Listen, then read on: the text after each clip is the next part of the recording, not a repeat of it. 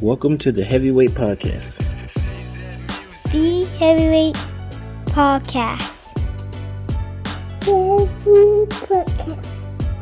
Heavyweight Podcast. You listen. We can weigh in on some heavy shit, you know. What's good? This is episode 77 of the Heavyweight Podcast. I am Stutter McFly with these three guys. Go ahead and state your names for these beautiful people out here.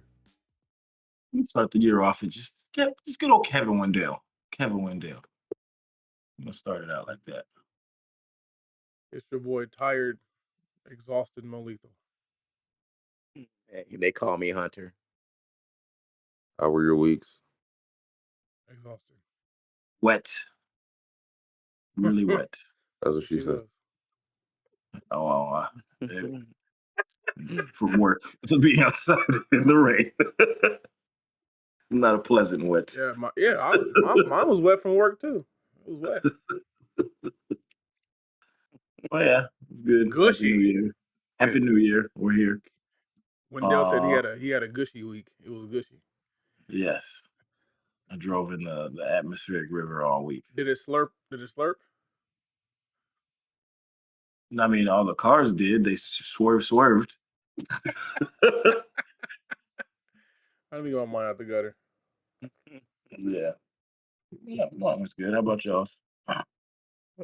Oh, I wanted to say happy birthday to my oldest son. Welcome to 30, bitch. Why you gotta be a bitch? Damn. Wait. How are you welcome? Oh, I'm sorry. Welcome you're to past 30. your 30s, motherfucker. Is that better? Because you ain't in the 30s club no more. He went from 29 to 30, so all of a sudden you start getting pains you ain't never had before. I was gonna say, did you tell him officially tomorrow his back will hurt like it never hurt before? Out of nowhere. Out of nowhere. No. Happy birthday. Happy birthday to him. Yeah. Yeah, it's been a bit, the whole week hasn't been exhausting. It's been rather peaceful. A lot of revelations about myself, and the last couple of days have been exhausting, and trying to fit in some last minute family fun before I go back to that wretched place I call work. Which work? Huh? Your Call of Duty work or your work? Work. I haven't even been How much do you get paid for using Call of Duty using your likeness? Nothing. Oh wow, you an asshole. Other than know what he that, was saying. I know what he was saying. Other than that, it's been fairly good. McFly. It was a tough week for me, so I only went to work one day this week and didn't really I don't know, this week I wasn't feeling it. That's Fully understandable. I get you. I guess we'll get into the festivities. We'll go with the first topic. It comes from Hunter, and he asks, "Why did you Negroes get married?" Oh, like the Tyler Perry movie? Yeah. No, you get to start. Go ahead. I honestly No, Hunter. who wants to start? Hunter gets to start. Honestly, to be real, I don't know how or why. I just kind of really clicked with her and decided that. Hunter, you can say she put that shit down and you couldn't think about nobody else. You can say it. Well, do you really want to go into that? No, we don't want details, nigga. You can. Oh, okay. You can generalize. Okay. Say, okay. Now, only thing I'm going to say is just flip that response. Shut up. Yeah. That's why, I was gonna say yeah. Oh, okay. All right, whatever. But no, I'll ask her when I see her. Okay, you can ask her. I wouldn't ask the shit. So you're saying you clicked with her, so you got married? It was the whole click with her. We kind of vibed. It was the way she showed affection and, just her way she was, and it felt different. So I said, do it. Felt Put a different magnifying how? on that. Hold on. Felt different how? Like actually being loved by somebody. See, So you that's felt like where she was the only one that loved you? Yeah. You got to remember, before her, it was You was a hoe. We get it. so Hoes don't deserve, but hoes don't deserve love. Oh, damn, I just realized. But So what? hoes can change. But what you saying? So what you saying is that your wife saved you. Yeah, I've always said that. She's the captive saver, and you're the hoe. Wow. I admit it all the time. She has saved me in many different ways. If it wasn't for her right now, I don't think I would be where I'm at right now. I really think I'd be in jail or just I think so. you would be in jail. 100%. So no, she always gets that credit. I always tell her that. She knows that. You would be in jail. I'm gonna let Wendell go. Nah, I think that's what I was looking for, because that's why I was asking him that was the click. It's like we've clicked with people before, but it's like there's a different level of love you feel where you can tell it's like unconditional. Like I know I could tell that a man was gonna rock with me like through all the bullshit. And that's Yeah. what you need is like a partner in that. So that is what drove me, amongst other things, but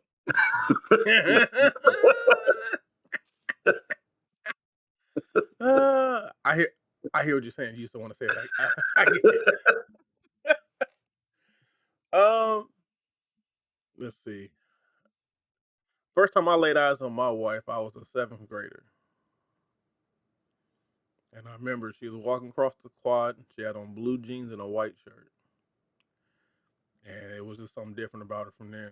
And we didn't officially start dating until high school, but it was instant vibe, instant connection. And we've been rocking with each other since then. I knew from a young age that this was my woman.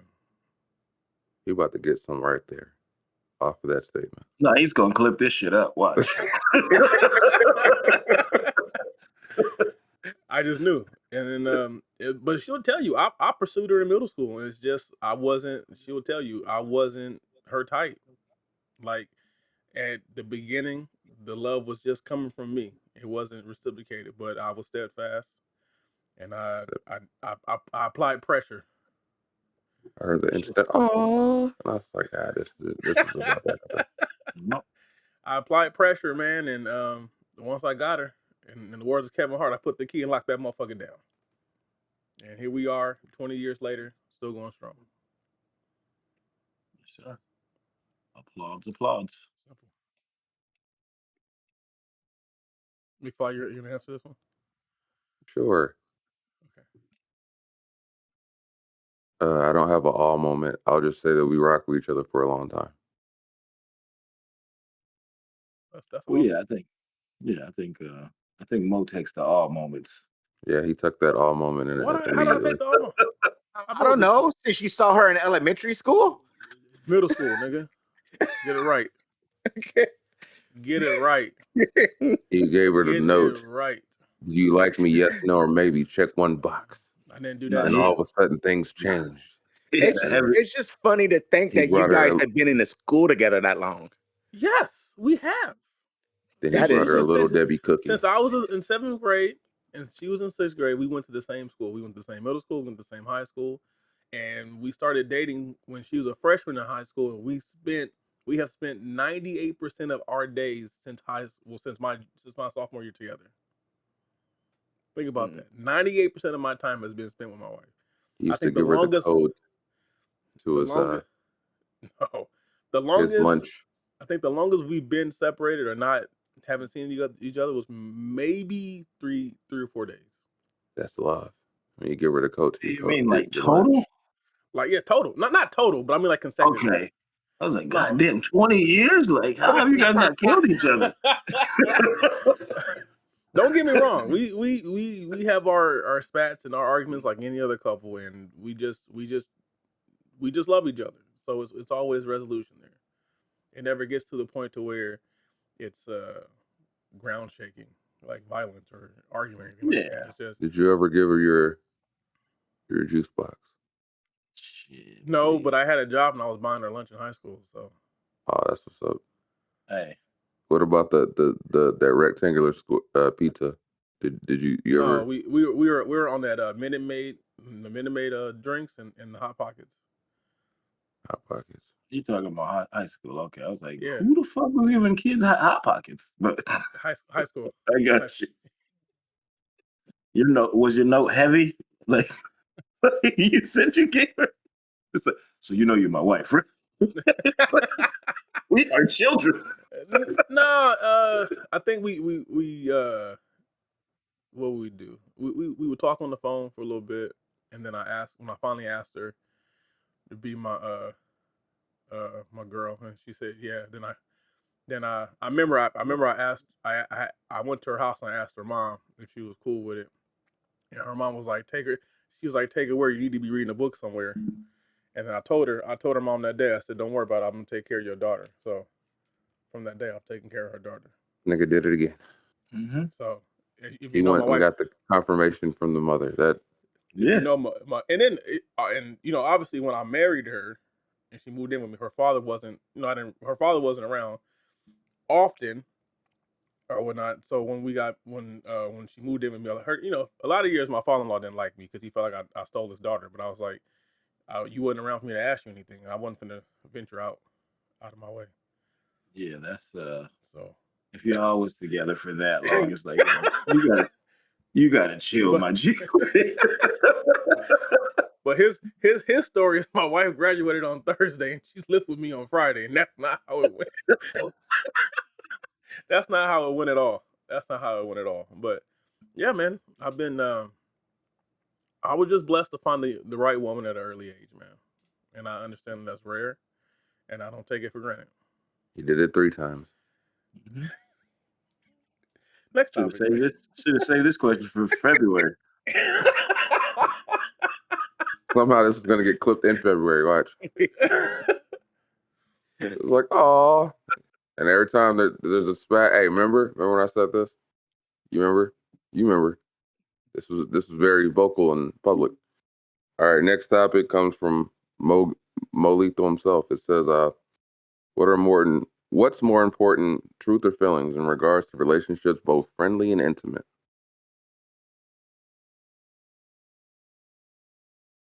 You got What? what? Explain Explain it. that. I'm waiting. What's more important? Is the to be truthful or to protect feelings? And then I said in Okay. friendship and relationship because that's two different dynamics. I say both and both. Yeah, that's tough. You gotta take feelings into things. You can't always be truthful. I think I'm big on honesty, Hunter said lie to him. but No, deliver it. Don't have you could deliver it lightly, I guess. Like not where See, you. you said I'm not one of those, I can't deliver shit nice. I say No, shit yeah, directly. no, I know. So That's where I was about to say that. I was like, you don't have a I don't have you that don't have a bone. you don't have a pillow to sit down. What I'm about to I tell am you, Mike. I am very direct in what I say. So I can't deliver things nicely.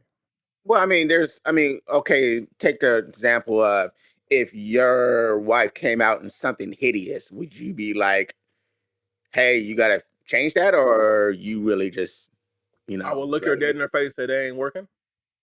now you would do that across everything.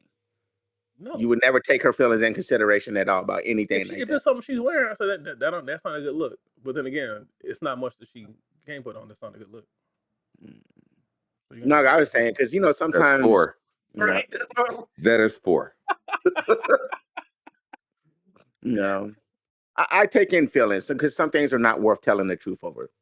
You know, so if it's going to save her feelings and the way she feels or anything, and it ain't going to be nothing off me and doesn't change anything, what's the harm in into making your significant other feel good every once but say it? but what if that brings issues down the line? Like I said, it depends on what it is. Like everything in life, there's too many variables in here because every scenario is different. Everything's different. You know. Yeah, because I think about the kids and stuff. Sometimes I'm lying. Right. Sometimes it happens, you know. Does I this don't look like. cool? Like, yep. I don't lie. I don't lie to kids. It looks cool. It looks cool to me. Everything they do looks cool because Yep. that it looks cool because in their imagination, what we see is not what they see. So it looks Okay. cool. Fair. You know? Fair. I And like when how I you. don't, and when I don't want to be truthful, I say, "Oh, go show mommy." So you just undercover doing exactly what it is without asking. So you're thinking about their feelings. Pass the Go buck. show. That's my child. That's different. I care about her feelings. Yeah. That's what I'm saying. Like, that's where it becomes. It depends on the relationship too. That's what I'm saying. I Because I mean, I'm look at not. it. I mean, not to be mean. Sorry to cut you off, Kev. Not to be mean, but I care a lot more about Phoenix feelings than any one of you Negroes' feelings. I will just bluntly tell you how I feel. Oh, I'm not duh. gonna. I'm not gonna look at it as the same lens I would before I tell my child something, because Exactly. you're an adult. You're gonna process it differently. As a child, as my daughter, I'm her father. I'm her world. So if I come down on her too hard or be too rude with her, that's gonna be detrimental to her. It's not gonna be the same to you guys. It's a different That's thing. us. That's where the question. That's where I get it with the question where there's layers to it. Depends on who, what we talking about. Like, I can fib for certain little things with people. Like, oh yeah, that's fine, whatever. That's cool, man. I will Like, say That's that why I said there's just a balance in there. if I don't give a fuck, I lie till I'm blue in the face. Yeah, I'll be like, yeah. Only thing about that is sometimes when they come back around and ask me the same question, I'm like, I don't know what I said last time. Yeah, that's why I normally just go, if you like it, I love it. that Ain't is for Yeah, me. get you one of those tall clean hats. one. Me? Well, like the Call Abraham you Lincoln. Honest Mo Lincoln. Oh, that's funny. Abraham Lincoln. He cannot tell a lie. Just pass it Oh, I off to lie all the the. Hey, time. I lie all the time. My wife be like, did you buy that? I'm like, no. I didn't buy that. Right. I purchased it. It's the terminology. I made So a he went purchase. Oh up yeah, your 4, terminology has down been 1. very shown right now. If you like it, I love it. You know. It's oh, all that's about a good it's one. about That's a good one. I it's like that one. terminology. It's terminology. Even though two words can mean the same thing, they can also have different applications in the meaning. This is why knowing vocabulary and knowing, two words could be essentially the same thing, but applied differently. Could be two different Well, things. I'm not just here to give you examples, nigga. You should learn them shit. Pay attention in school. I'm very, very well versed in school, but I thought you meant So we have, from Mo Lincoln's standpoint, is being honest, keep it a buck. Kevin, you believe in honesty with a cushion. with feelings in yes, feelings are important. Hold on, I Hunter, will say this. you're teetering on that same belief, but there Yeah. should be some cushion there. Yeah. I will say this. The only time I will associate feelings and what I have to say is if I know you're going through a bad time and I don't want to, like, if I say, damn, if I tell them the truth, it's gonna be rough. So I won't lie So, to you. I'll just a roundabout way say I don't want to talk about that. Right. If so you you're like it, not I trying love to it. kick them while they're down. Yeah, I'm not gonna kick nobody while they're down. I'm not gonna do that unless I don't like you. Then I'm gonna just. Say, I feel like I don't believe you. I believe that honesty is important, but also you have to be able to identify who you're talking to, because sometimes you can identify when the relationships you have with people, that you might have to put some cushion in there for certain people, because they're not going to take, no matter how you try to present it, they're not going to take it well. And there's other people that can accept brute honesty, but I just think it's all dependent on who you're talking to, and that goes relationship or friendship wise, because there's certain people I think you're gonna come across that are gonna go, and you can tell you're like, I've dealt with this shit before. I'm not going to present this to you in any way that you're not going to take offense to it. And then there's also people for a fact that because of how you deal with them, you can be honest, but it's all, I guess, case by case basis. I think it also matters what you're trying to get out of the conversation. Like if you're trying to get your point across, sometimes I can't be completely honest because then if I'm too honest, they're gonna take it the wrong way. So I have to, in a roundabout way, let them get to the conclusion. That's kind of still thinking about them, Yeah. feelings wise, Right. but letting them get to it themselves. Yeah. So instead of directly telling them, you ask them a series of questions where they formulate the conclusion. So then that way it doesn't sound as harsh because you didn't say it. They realize it. Yeah. So it's kind of like us telling management in a roundabout way how to get a problem solved, but you make them think they Right. came up with it. Right. It's the same thing. You got to make it. It's just like dealing with women. You got to make it seem like it was their idea. We're taking Shout Oh, out to he Nick. was up, and now he just got strike back down. shit straight off the shelf. Shout out to Nick. We see you. This isn't directed towards you. This is towards other management. Well, we don't have to deal with Nick in that capacity, so it don't matter. But I rock with Nick, so what up? What up? Anyway, we're gonna go ahead and move on to the next topic. Kevin had a multitude of things, so I figured this one, when I read about it, was interesting. Family plans to sell Bruce's beach property back to LA County for $20 million. Go ahead, Kevin Wendell. Getting further detail. Was a beach owned by black family, and then Negroes. eminent domain was the 20s, 50s, something like that. They bought it Colored from people. them. Took it from them, and now through all the channels and everything going on, they have now gotten the beach back into the family. And then I believe like the next day they sold it back to LA for $20 million. Yeah, but didn't they get compensated for that time that it was gone too? Compensated. Yeah, I mean, like they did it like a retro pay or whatever. Didn't they get some kind of money didn't from see it being that. taken to then? Like, I thought they got $20 million.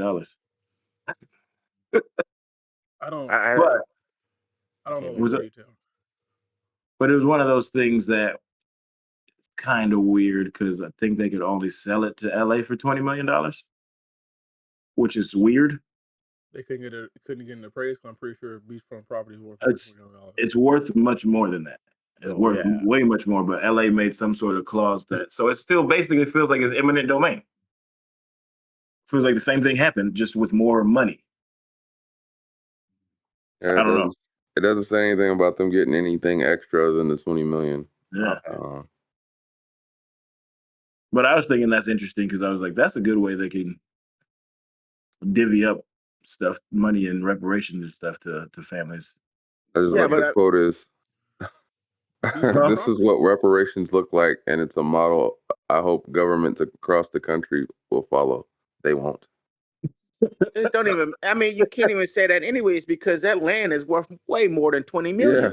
No, But I understand that. And it so sounds they like still got that it. family was happy as fuck to get $20 million. Right. They could have kept that land, put 3 tiny houses on that land, and them tiny houses would be Sold each house. be Yeah. 20 million. That's what I was confused on. Like, damn, 20 mil, but They took the cash grab. They yeah, said, fuck it. Mm-hmm. they didn't want to deal with the paperwork or nothing. Oh, you know what I it probably think was that- too? They got hit with property taxes, land taxes. You got to remember once they got it. Well, yeah, I can see that they have to pay. How are we gonna pay Yeah. property tax? I can see that. Yeah. But I think that's just a mentality of to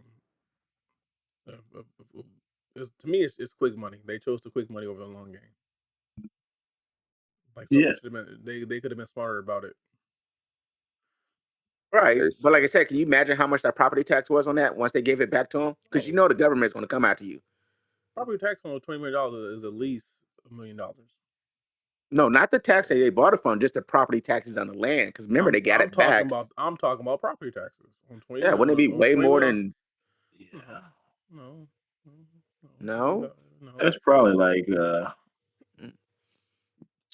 close to 100 mil for that beachfront property in California. Or not even beachfront property, beach property. Like it's not front, it's the beach. But from what it sounds like is they're not even from here. So if they live in the Midwest or something, like 20 mil is going a long way. Yeah, if they're not, if they don't live in the vicinity, That's true. But still, like I saw that and I was like, 20 mil? Mammy. Yeah. It was, I feel like you, Kevin, it's a setup. If they could only sell to LA County, that's a setup. Right. Yeah. Because That's the same thing. if they would have been able to sold that to like a private like mortgage company or something, they would have got way more than that. Yeah. Way more. Said this is what reparations looks like. Yeah, it's almost like And a then- publicity thing. Like, And we'll it's let you. it's for 20 million. It didn't say they're getting 20 million all at once, and then once they pay the tax on that 20 million, it's gonna end up being about probably Man, like I need to get a good soundboard bag. 11, 12 they Yeah, might take. Yeah. I need to get a soundboard bag. Oh, with What? the 'Cause that was a perfect opportunity to say, "Gotcha, nigga." yeah. They did. Oh, we said soundboard. Yeah, they got them. And you Gotcha, know, nigga. never mind. I'm gonna not talk about my people like that. Well, we just put it like this. Everybody's situation is different. Yeah. They might have needed the money. I get it. Yeah. I get it. Because you also got to remember everything they were going through just to even get that land switched back over too, or even get recognized for it. But at this point, you know, we talking about great grandfather's land. We ain't talking about my dad's land, my grandfather's land.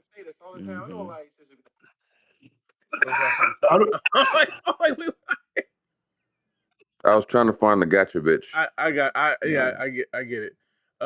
Yeah. So I mean, and shit, they probably even have lawyer fees in there too. Yeah, that's what I was gonna say. They got lawyers' fees. I gotta get my soundboard back. Shit. Can we get 40? Let's get 40. God damn, man. Yeah. And the fact that they were happy with that. Anyway, that's another topic in itself. But I'm rich, bitch. I'll blow through that shit. Anyway, the topic I brought up, which is I see it happen a lot, but is why would we rather self-medicate instead of getting real help for ourselves as Black men?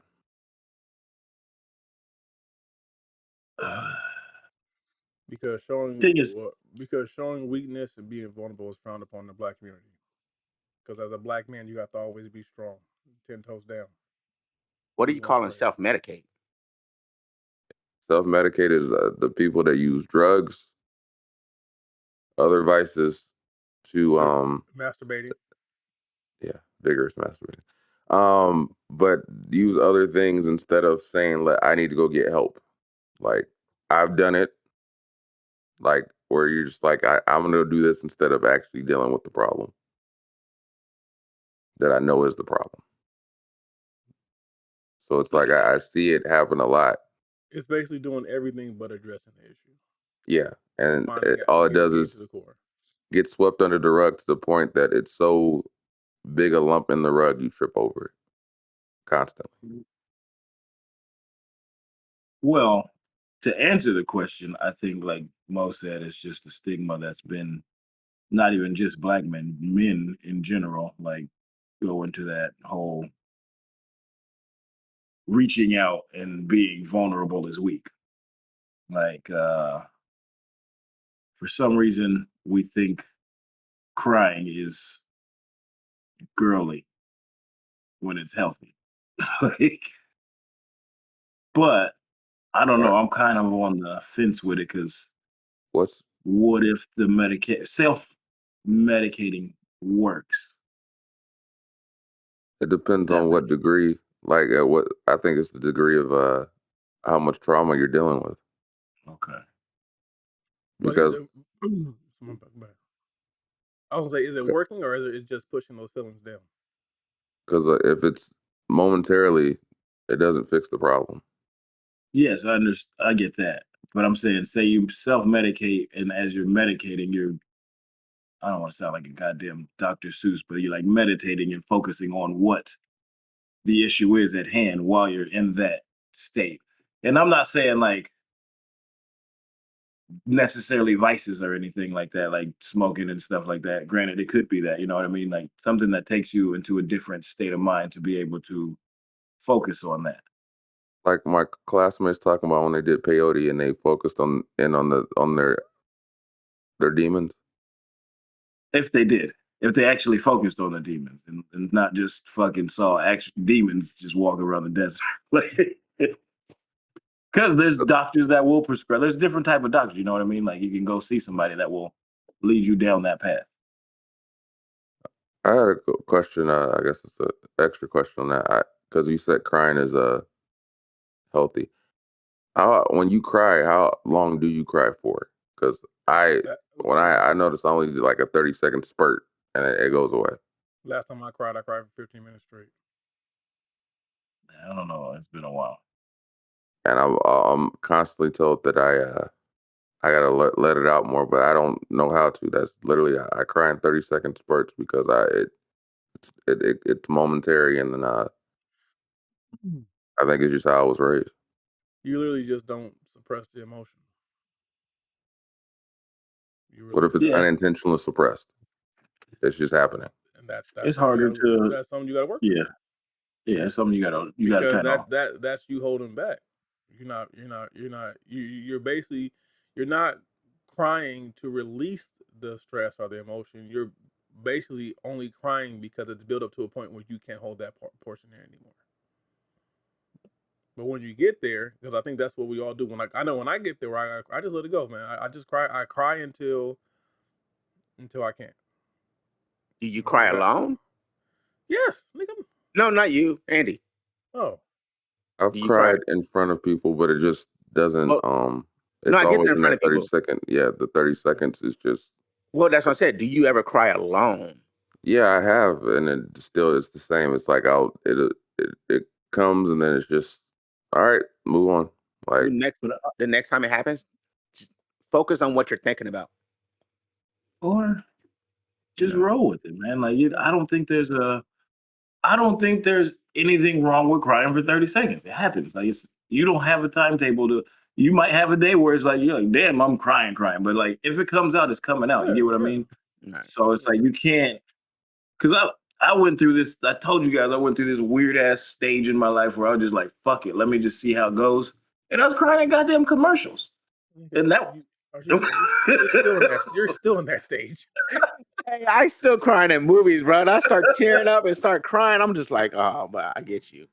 But no, like I said, just think about what you're thinking about. Because sometimes you, like you said, the way you grew up, you might feel like somebody's just always going to walk in, somebody's looking at you, or, just think about it.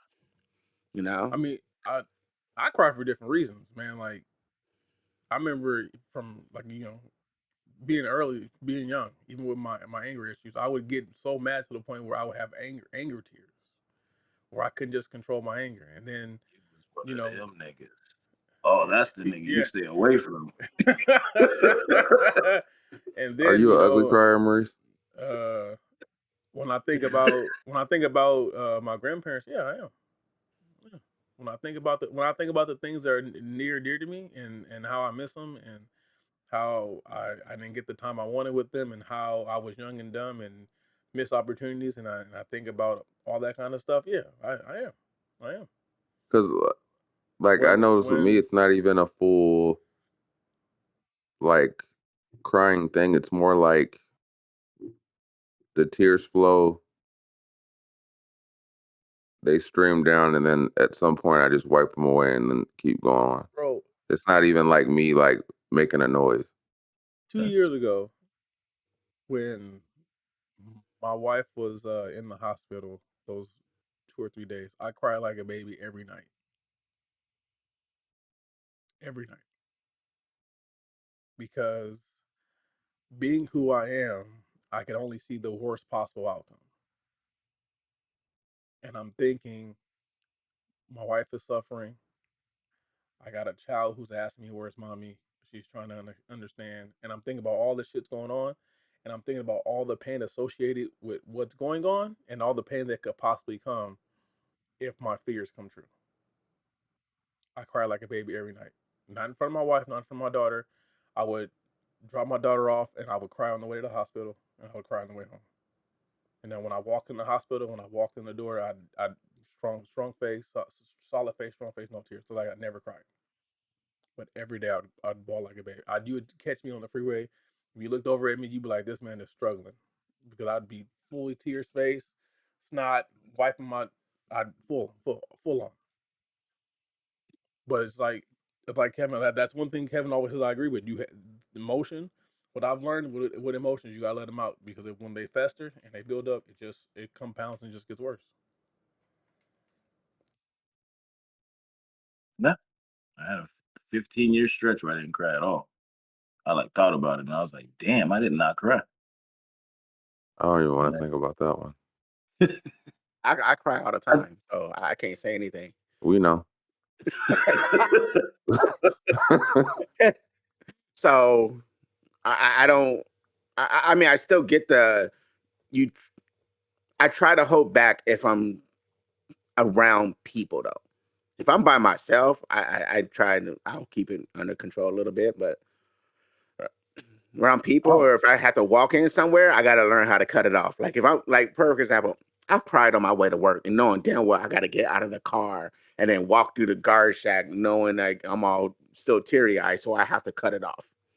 You know, I just have to just like, all right, done, stop, and just, you know. like I was just cry. I would cry. I used to cry at my old job, like because my dad had just passed, and I was like, I didn't know what the fuck. I was just underneath roller coasters and then crying, and then supervisor walked by. What's wrong with you? And I'm like, this is what's going on. I'm not gonna lie to you. Either you can stand here and try to talk to me, what you can't talk this out, or just let me be. Just let me be. Crying, working on roller coasters. Fuck it. We're human. Right. Yep. Yeah. Let it go. Fuck it. Take it how it is. If it's 30 seconds, Sandy, it's 30 seconds. Don't like think about it. Don't think anything of it. Like you're doing something wrong. How could you do anything wrong with your emotion?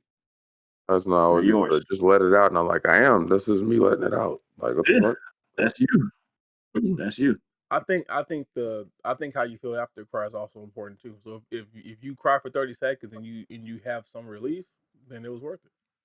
Yeah. I don't know where I have. I usually question where the fuck that just happened. Where that just come from. Like, I'm like, how the fuck I was fine a second ago. What the fuck just happened? No, you just learning to cry, nigga. It's cool. We're gonna have a cry session together one day. We all just gonna no, we ain't gonna do that. I'm I'm not good. I'm not doing that. Hey, Kevin, you see how they all shot you down? I I just shot know myself down on that one. I normally get through things with music or writing lyrics or whatever. So the 30 seconds is kind of like, where the fuck did that come from? I thought I dealt with this with that, and then something will spark it. It's like it's like I mentioned to you before. Some things you're never going to deal with, and they're always going to tear you up. They're always going to bring you to that place, and it's like you don't get over it. You just learn to deal with it better. And loss is one of those things. You never get over the loss. You just learn to deal with it better, and eventually you want to get to that point to where the tears become tears of they're no longer tears of sadness and tears of joy because you're remembering the good part of the loss of that person. You know, you're not in the stage of I lost something. You're in the stage of they're in a better place. They're released of the pain. You get to that stage in the tear. You still cry. Excuse me. You still cry, but it's a different type of cry. Yeah, I heard a song on the radio the other day, and I just started crying. And Angie walked out. She's like, "What's wrong?" I was like, "This damn song," and I couldn't stop it for a few minutes. I don't You believe know, that, nigga, because you don't hear nothing but bass. Yeah, I'm not.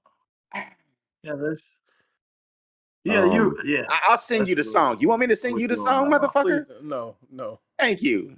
no. I Shit. got to, What did you say? If you like it, I love it. nothing but bass. This nigga car concussion. he's all about the bass, no trouble. He's all about the bass, no trouble. But yeah, even it's weird because like yesterday I randomly just started talking about my childhood, and I always say it bugs me because when I talk about my childhood, I don't think people really realize how fucked up it was. So when I tell them, they go, "This nigga's making this up," and I'll be like, no, it happened. But like I said, I've said it so many times, it feels like it's fake to me until someone else brings it up that was there, and they go, "Yeah, remember when that happened?" And you're like, "Yeah, I think I've said it so much. I didn't stop believing it was true because it was like, no way this has happened to a 4-year-old or a 5-year-old. You're making this up. You're exaggerating. So like talking about it yesterday, it doesn't make me sad anymore. I think I get more hit by it by the effect that when other people bring it up and they're there, like when my mom tries to bring up things, she gets so choked up that she can't talk about it because she can't believe it happened to me.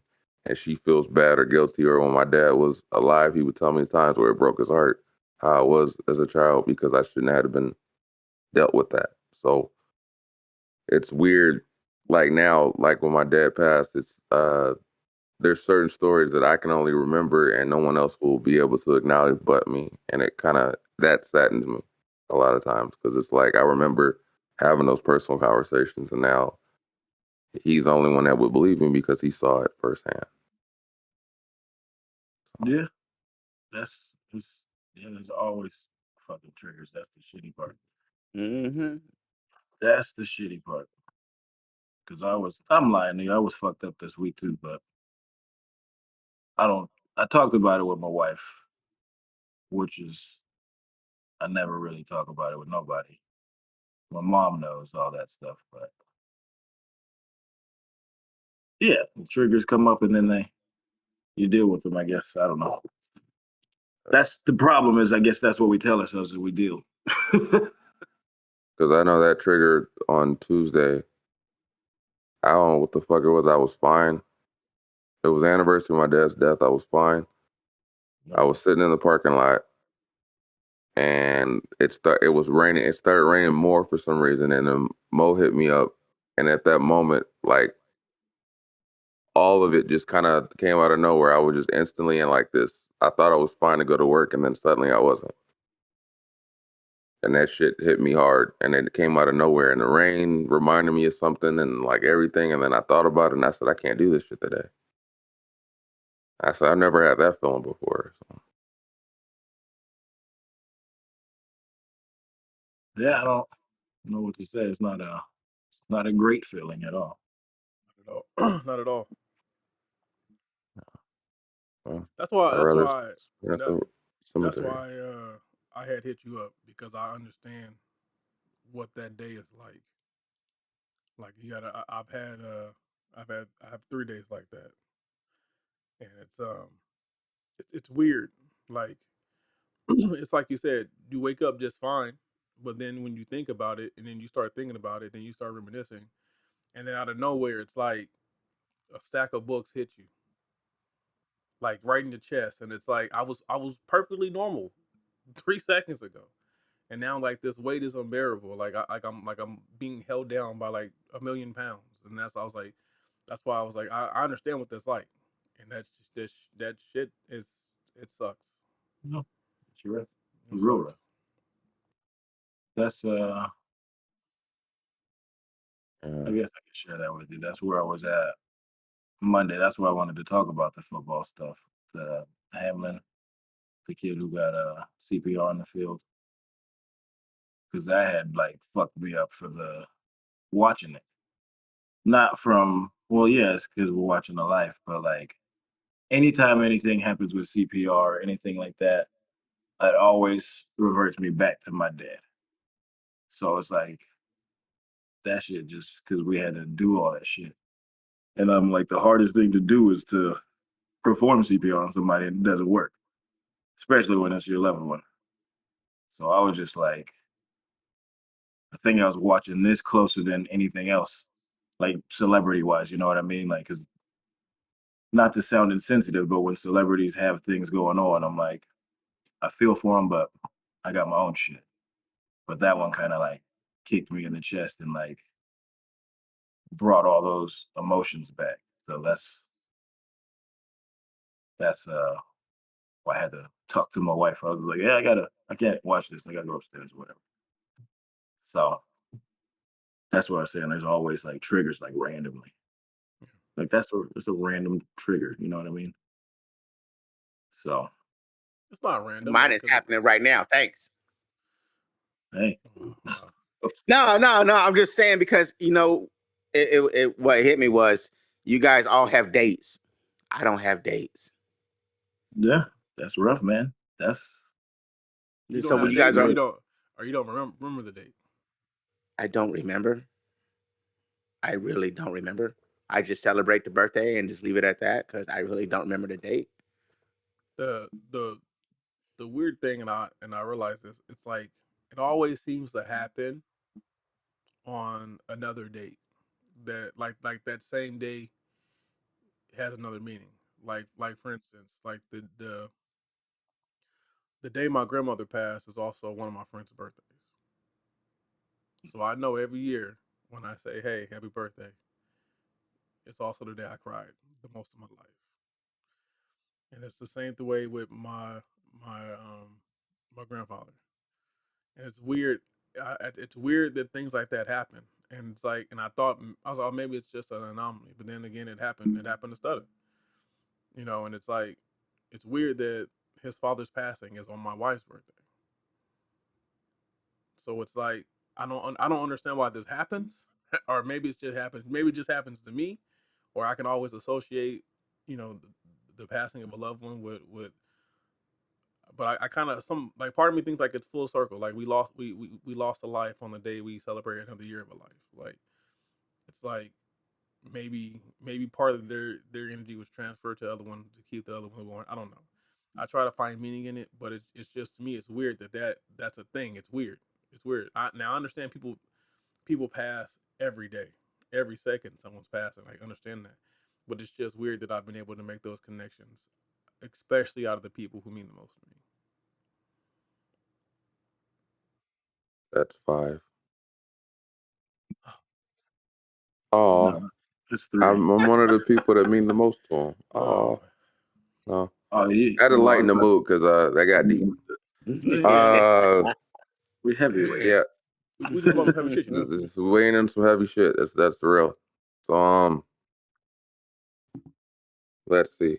Let's get on to the next topic. This shit. This face recognition shit. Oh, Anywho. excuse me. I guess I'll go on to Hunter's next question. Why are marriages not lasting as long as our grandparents? Because divorce court is easier. You don't know what you're talking about. Who whispered that? Divorce court's way easier. It's like the Well, generation. when you say easier, when you say easier, what do you mean by easier? Is it easier to do it, or is it easier for people to finally do it? Oh no, women can do it now. They were like back then. Like, they Right. was getting boo-bopped. Yeah, Right. Like, you want to leave me? Like, and so, not to be insensitive, but that's this question Right. has many answers. It does. It really does. That's why I hate. That's why I hate when people try to make it so simplistic. Like, because people don't care as much as they used to back then.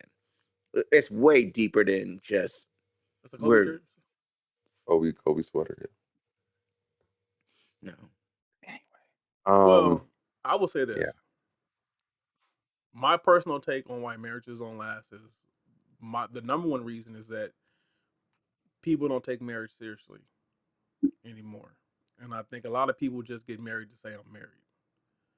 And a lot of people get married for the wrong reasons. They get married for status, they get married for a comfortable life, they get married because they think that, this will make life easier or whatever the case may be. They get married for the wrong reasons. They don't. I don't think people necessarily marry for love anymore. They marry because the marriage is going to benefit them in some way. And then also I think people get married without really knowing who they're with. Like I said a million times, you don't really know who. I don't care. I don't care if you've been together 3 months or 3 years.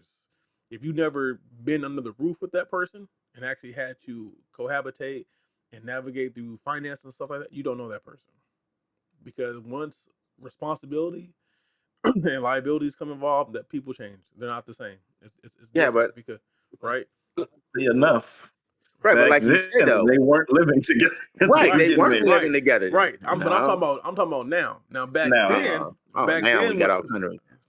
Yeah, that's what I said. But back then, where especially for black people, it was like, hey, we got to come together and put these two incomes together, or we got to come together. And grandpa got the job, and grandma ain't driving, and she only go as far as the bus can take her, or as far as her feet can take her. It was a different ball game, So that's why, and I agree that some, like, men in the 30s, 40s, 50s, whatever, it was heavily in our favor because we were 9 times out of 10 the only earner, and we had all the options and whatever the case may be. But now I understand, like, now in today's age, where things are more equal than what they've ever been. I just feel like What is now, the statistic? people just marry for status.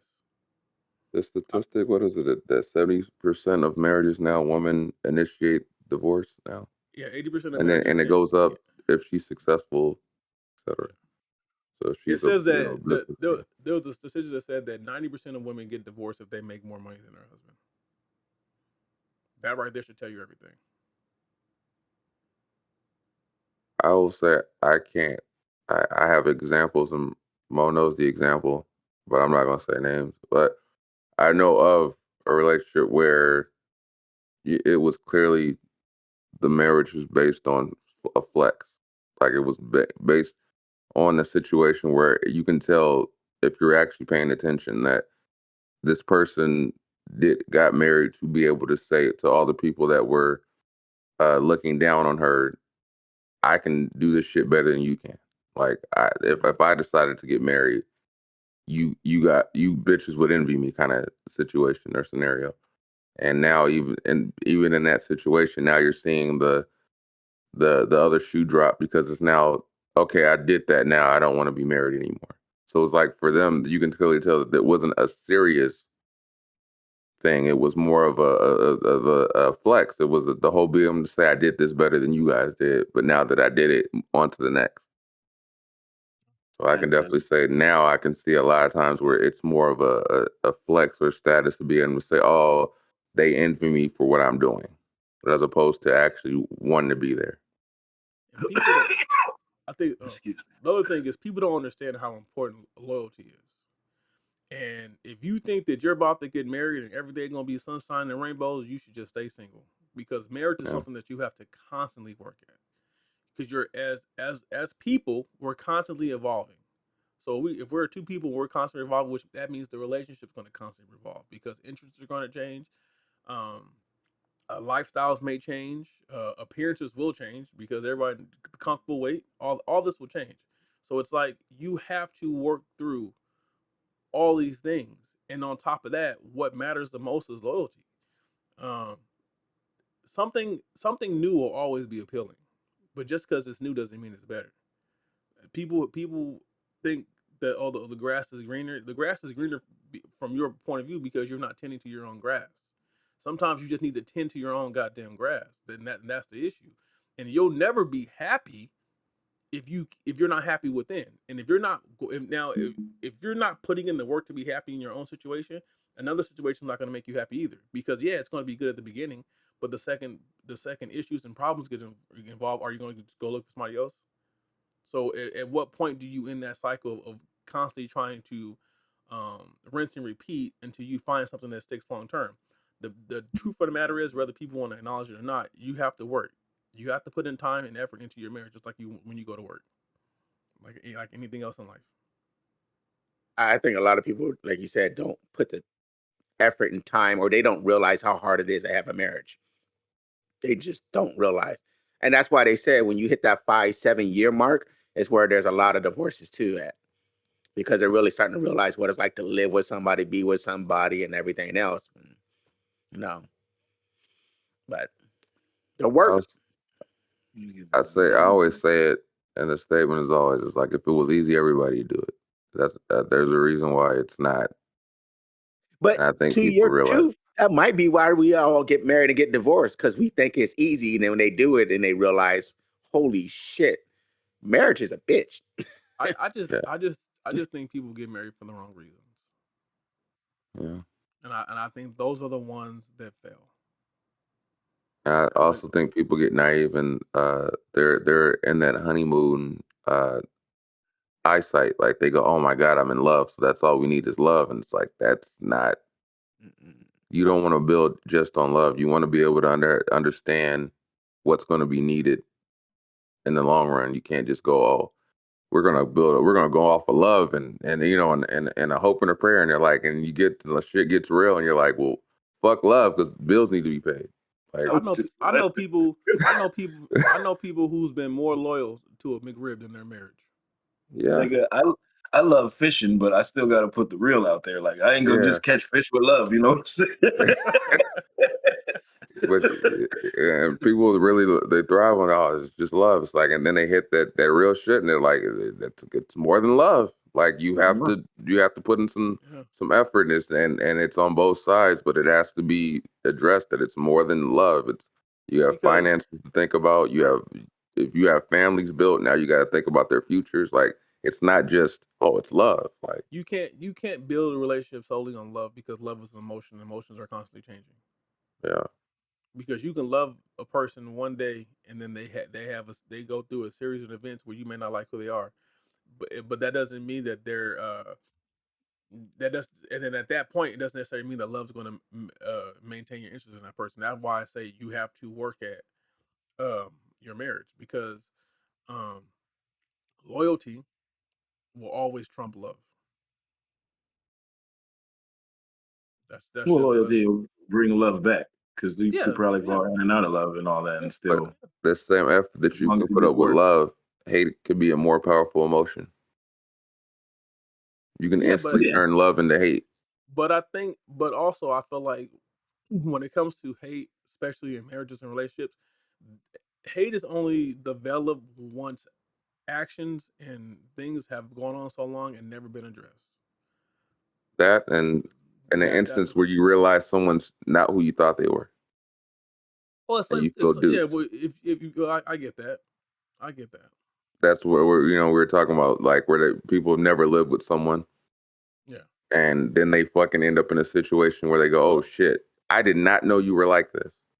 That's just like when you have a lot of dudes say, "Well, as soon as I got married, I got sex less frequently. Stopped cooking for me all the time." Like she completely changed. And I've seen situations like that where like once they get the ring, once they get the paperwork, they're a different person. It's like this is not what you advertised to me before, and I get it. And sometimes in that too, I think people don't look at that aspect too, as they're looking at that stuff, and then they didn't realize when they got married that they got a lot more responsibilities, and then you're like, "Hey, nah, honeymoon's done, motherfucker. You got responsibilities." Yeah. And then throwing out there, well, we have sex still. It's like that's not enough. Sweet. You still have sex. it's like that's. We're trying to build cool, something, man. Yeah. With that being said, this has been episode 77 of the Heavyweight Podcast. Thank you for rocking with us. Happy New Year. It's on and crackulating like hot butter popcorn. Bitch. Butter popcorn. Wow. Yeah, you know what I'm saying? Much love. Comment, subscribe, like. All that. This is it. I guess all of it. Peace. Kevin doesn't have any new nicknames. No names for the people. No, not for the not to start the win. Not you know they gotta know. They gotta know. You want to start the year OG, huh? Start it off. They're gonna be like, all right, that guy's Kevin.